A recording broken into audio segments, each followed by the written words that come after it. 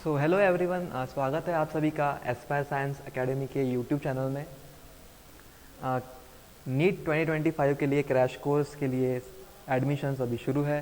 1 मार्च से हमारा crash course शुरू होने वाला है। तो आपको अगर किसी को भी एडमिशन करनी है तो आप नीचे दिए गए किसी भी नंबर पे कॉल करके अपनी एडमिशन कंफर्म कर सकते हैं। तो चलिए शुरू करते हैं हमारे लेक्चर को अभी। तो जैसे कल हम लोगों ने देखा, लास्ट वीडियो में हम लोगों ने देखा था कि ये न्यूक्लियोटाइड कैसे फॉर्म होता है और इसमें बॉन्ड कैसे होते हैं। लेकिन जब हमने अभी न्यूक्लियोटाइड का स्ट्रक्चर जान लिया है और सारे बॉन्ड्स हमने देख लिए हैं, जैसे ईस्टर बॉन्ड और ग्लाइकोसिडिक बॉन्ड जो फॉर्म होता है, सो ये हो गया हमारा ग्लाइकोसिडिक बॉन्ड और ये हो गया हमारा ईस्टर बॉन्ड। तो ये बॉन्ड हम लोगों ने न्यूक्लियोटाइड में देख लिए है ऑलरेडी, और हम लोगों ने न्यूक्लियोटाइड फॉर्म भी किया था लास्ट लेक्चर में। इस लेक्चर में हमारा टारगेट क्या है? इस लेक्चर में हमारा टारगेट ये है कि अभी हम लोग देखेंगे कि जो न्यूक्लियोटाइड्स है वो डीएनए में, जो न्यूक्लियोटाइड्स के जो मोनोमर्स है वो डीएनए में जाके फॉस्फोडाइस्टर बॉन्ड और हाइड्रोजन बॉन्ड कैसे फॉर्म करते हैं। मतलब ये जो न्यूक्लियोटाइड्स है वो डीएनए में एक्चुअली कौन से बॉन्ड फॉर्म करने वाले हैं। इससे पहले हम लोगों ने देखा था कि न्यूक्लियोटाइड खुद में कौन से बॉन्ड फॉर्म करते हैं। अब हम एक्चुअल में देखने वाले हैं कि ये न्यूक्लियोटाइड्स डीएनए में एक दूसरे से कैसे इंटरेक्ट करते हैं और हमारा डीएनए का स्ट्रक्चर को बनाते हैं। तो चलिए हमारी पहली स्लाइड के तरफ हम लोग चलते हैं अभी। हाँ, तो ये रही वो स्लाइड। सॉरी, ये नहीं।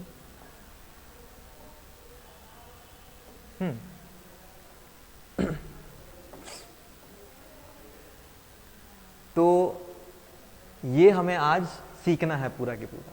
जैसे आप लोगों को यहाँ पे दिख रहा होगा कि यहाँ पे हमने डीएनए के दो स्ट्रैंड्स, यहाँ पे हमें डीएनए के दो स्ट्रैंड्स दिख रहे होंगे। ये 5 प्राइम एंड से 3 प्राइम एंड तक, और दूसरा जो है वो इसके पूरा अपोजिट होगा, मतलब 3 प्राइम एंड से 5 प्राइम एंड तक। तो ये क्या हो गए? एंटी पैरेलल हो गए एक दूसरे को। और ये हमारे क्या है यहाँ पे?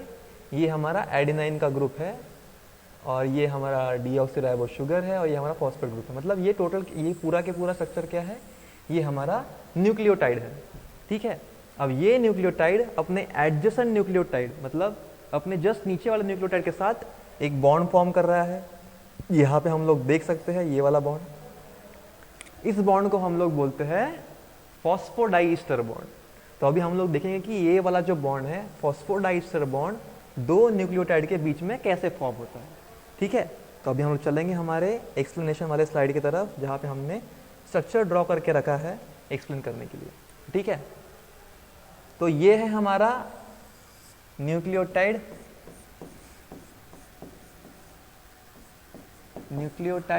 नंबर 1, जो एडजेसेंट प्रेजेंट है दूसरे न्यूक्लियोटाइड के। ठीक है। और ये है हमारा न्यूक्लियोटाइड नंबर 2।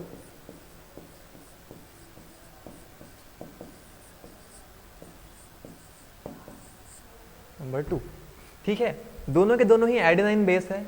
ये भी एडेनाइन ही है और ये भी एडेनाइन ही है। डीएनए में ऐसा हो सकता है कि आपको रिपीटेशंस भी दिख सकते हैं बेसिस के, जैसे एडेनाइन एडेनाइन एडेनाइन 3 बार भी 4 बार भी हो सकता है। ये टोटली पॉसिबल है। तो अभी हम लोग देखेंगे कि इस एक न्यूक्लियोटाइड के यूनिट में और दूसरे न्यूक्लियोटाइड के यूनिट में फॉस्फोडाइस्टर बॉन्ड कैसे बनेगा। ठीक है। तो जैसे आप लोगों को यहाँ पे दिख रहा होगा कि यहाँ पे जो 3rd प्राइम का जो OH है वो फ्री है, क्योंकि ये न्यूक्लियोटाइड का एक ही हमने एज अ यूनिट लिया है उसको, इसलिए ये अभी फ्री है। और यहाँ पे फॉस्फेट का जो OH है वो भी यहाँ पे है। तो ये क्या करेगा? ये जो OH है ये और यहाँ का H वाटर मॉलिक्यूल निकल जाएगा, और यहाँ पे क्या बनेगा? एक बॉन्ड बनेगा। तो अभी हम लोग उस बॉन्ड को बनाएंगे।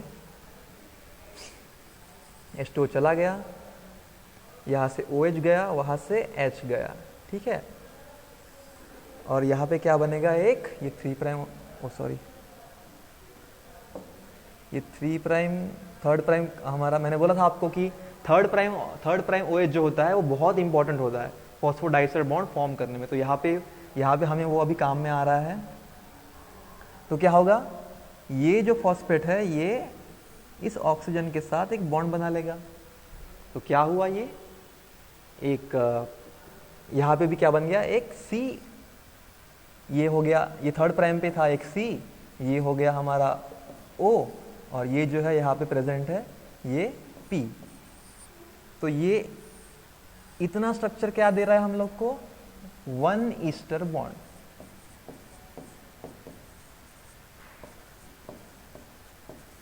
और अगर हम इसके जस्ट नीचे देखेंगे तो हमें एक और ईस्टर बॉन्ड दिखेगा, ये वाले फॉस्फेट में, ये वाले ऑक्सीजन में और ये वाले कार्बन में। तो यहाँ पे क्या मिल रहा है हम लोग को, एक और 1 ईस्टर बॉन्ड। तो जब ये दो मॉलिक्यूल न्यूक्लियोटाइड के एक साथ जुड़ रहे हैं तो कितने ईस्टर बॉन्ड बन रहे हैं, 2 ईस्टर बॉन्ड बन रहे हैं। और फॉस्फेट ये बॉन्ड बना रहा है, इसीलिए हम लोग इसको, इस बॉन्ड को जो दो न्यूक्लियोटाइड के बीच में प्रेजेंट रहता है, इसीलिए हम लोग इसे क्या बोलते हैं, फॉस्फोडाईस्टर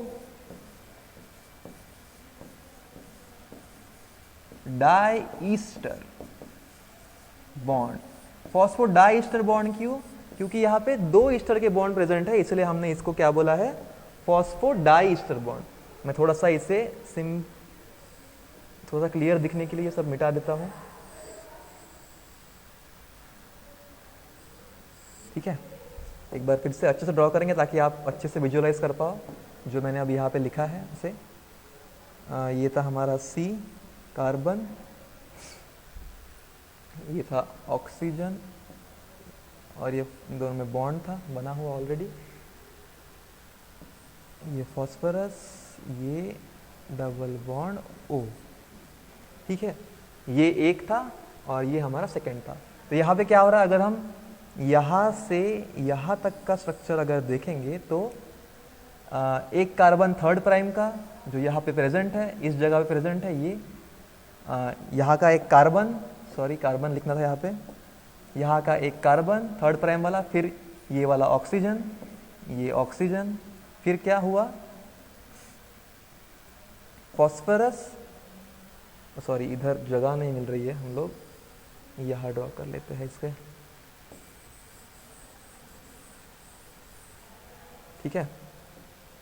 हाँ, तो थर्ड प्राइम वाला क्या है, एक कार्बन, उसके बाद यहाँ पे क्या मिलेगा हम लोग को, एक और O मिलेगा, फिर नीचे ये वाला फॉस्फोरस, ठीक है, ये हो गया एक बॉन्ड, और फिर नीचे क्या है, फॉस्फोरस अटैच्ड विथ ऑक्सीजन, और ये ऑक्सीजन, ये वाला, और ये कार्बन, ठीक है, ये एक और कार्बन।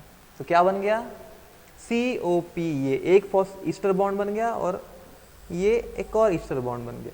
तो दोनों ने मिला के क्या बनाया है, फॉस्फोडाईस्टर बॉन्ड बनाया है, ठीक है। आशा करता हूं कि आप लोग को समझ में आ गया होगा कि दो न्यूक्लियोटाइड्स के बीच में एक फॉस्फोडाईस्टर बॉन्ड कैसे फॉर्म होता है, ठीक है। तो अभी हम लोग इसे विजुअलाइज करते हैं जो डायग्राम में दिया था। ये रफ कर देंगे। तो ऐसे ही यहाँ पे हो रहा है, इन लोगों ने यहाँ पे वैसे तरीके से रिप्रेजेंट नहीं किया है, लेकिन इस यहाँ पे जो कार्बन है उसने एक बॉन्ड बनाया है अपने, उसने एक बॉन्ड बनाया है अपने ऑक्सीजन के साथ, फिर फॉस्फेट, फिर ऑक्सीजन, और फिर नीचे आ रहा है कार्बन। तो इस तरह से वहां पे फॉस्फोडाईस्टर बॉन्ड इन दोनों के बीच में, ये जो बॉन्ड है ये वाला फॉस्फोडाईस्टर बॉन्ड हम लोग को देखने को मिलेगा, ठीक है। तो डीएनए के एडजेसेंट बेसिस में बॉन्ड कैसे फॉर्म होता है वो समझ में आ गया।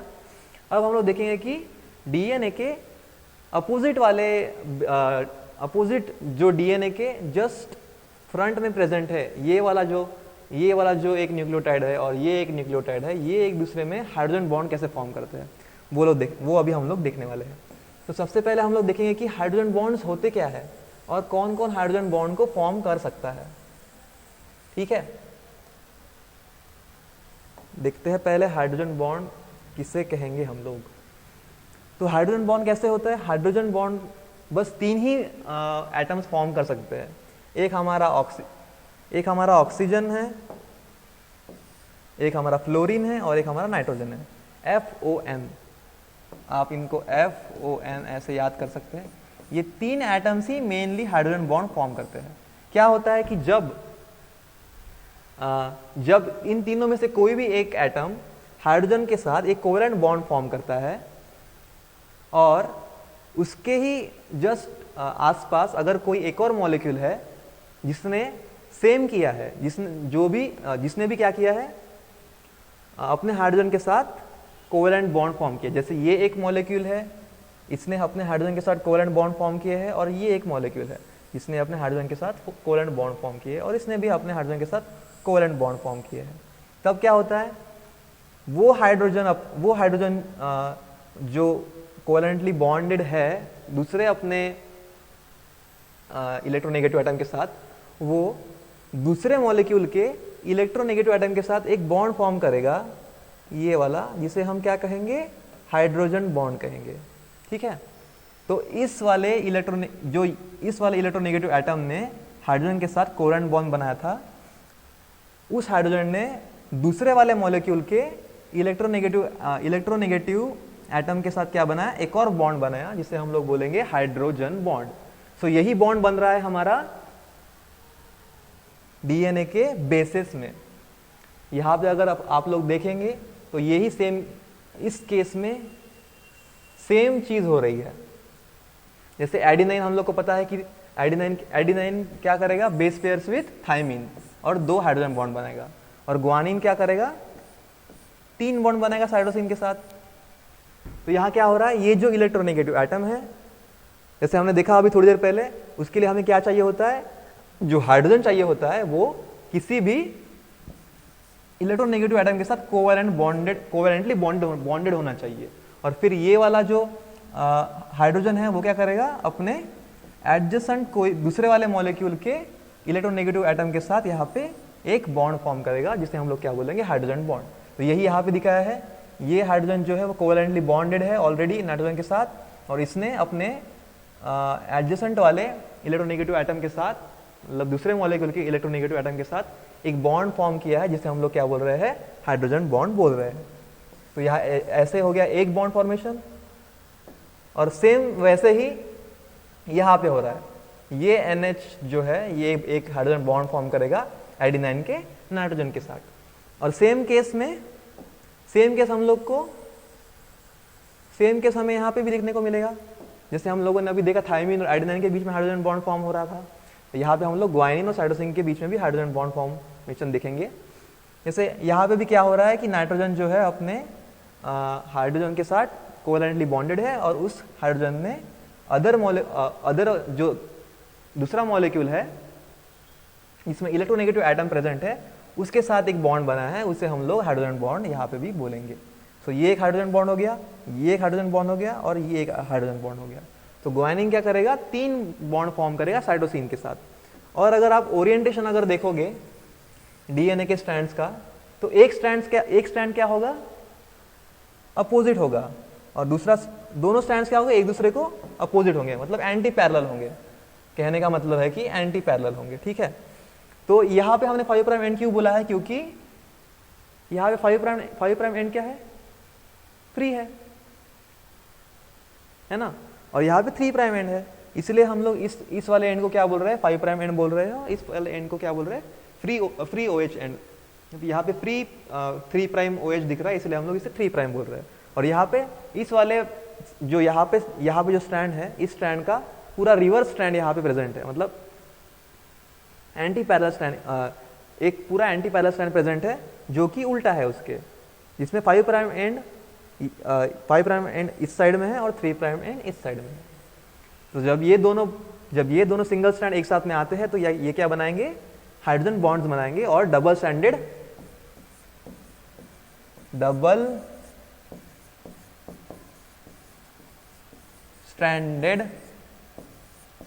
डीएनए फॉर्म होगा।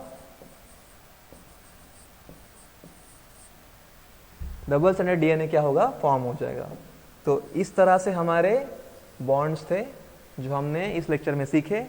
फर्स्ट वन था फॉस्फोडाइस्टर बॉन्ड, जो कि 2 एडजेसेंट न्यूक्लियोटाइड्स के बीच में होता है, जो हमने इस फिगर में देखा ही कैसे ये यहाँ पे जो कार्बन है 3 प्राइम में जो यहाँ पे कार्बन है वो एक बॉन्ड फॉर्म करेगा ऑक्सीजन के साथ, फिर वो एक और फॉस्फेट के साथ बॉन्ड फॉर्म करेगा, फिर वो फॉस्फेट कनेक्टेड होगा ऑक्सीजन के साथ, और फिर वो ऑक्सीजन कनेक्टेड होगा कार्बन के साथ। तो ऐसे यहाँ पे 2 ईस्टर बॉन्ड फॉर्म हो रहे हैं, इसलिए हम लोग इसे फॉस्फोडाइस्टर बॉन्ड बोलते हैं।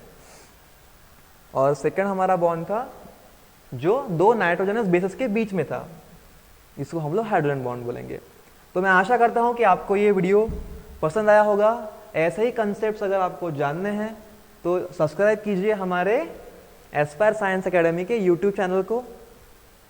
और हमारा क्रैश कोर्स जो है उसके एडमिशन्स अभी भी चालू है।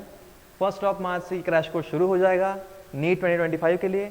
अगर आप ऑनलाइन या ऑफलाइन स्टडी करना चाहते हैं तो प्लीज़ कांटेक्ट कीजिए नीचे दिए गए नंबर्स पे। Thank you so much. आशा करता हूँ कि आप ये वीडियो देखेंगे, लाइक करेंगे और अपने दोस्तों के साथ इसे शेयर भी करेंगे। Thank you so much. Bye. मिलते हैं नेक्स्ट वीडियो में।